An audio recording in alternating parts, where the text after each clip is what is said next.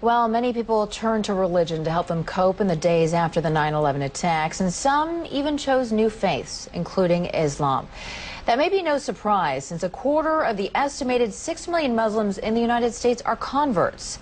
Delia Gallagher looks at two people who chose that path. Allison Poole says this phrase 3 times in Arabic and then in English. There is no God but God. And I bear witness. That Muhammad is the messenger of God. Is the messenger of God. And her conversion ceremony is complete. She's now a Muslim. Moments later, she'll marry Sammy and become Allison El Gamal. But Allison, who was raised a Southern Baptist in North Carolina, says faith, not marriage, made her want to become a Muslim. I think for a long time I've been looking for something. There's been like a piece missing. Always one little thing that maybe wasn't right. At a ceremony marking the Muslim holy month of Ramadan, she explained why Islam appeals to her.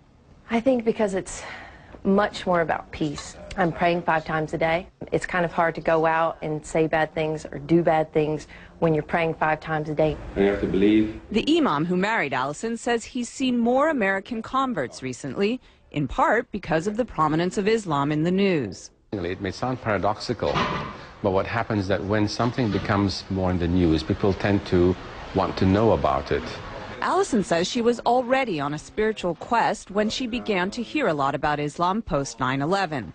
Barbara Cardebuke, another recent Muslim convert, says 9/11 also played a part in her conversion. After 9/11, I thought this is the time when people really have to start looking for real answers to get away from everybody fighting back and war. You have to start looking towards God. Barbara says through Islam she found a one-on-one relationship with God she was unable to find as a Roman Catholic. I always felt when you go to church you're praying to Jesus or you're doing Hail Marys. You're not, I used to think, well, where's God? She says her family has been mostly supportive of her conversion.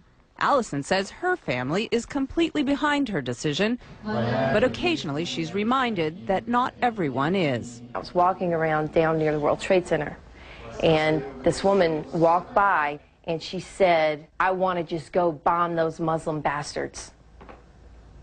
And I heard her say it, and it really struck me, because I was like, you know what, that's me.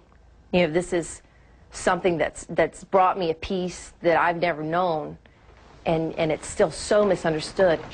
It's a choice she's proud of and says she'll keep for life. Delia Gallagher, CNN.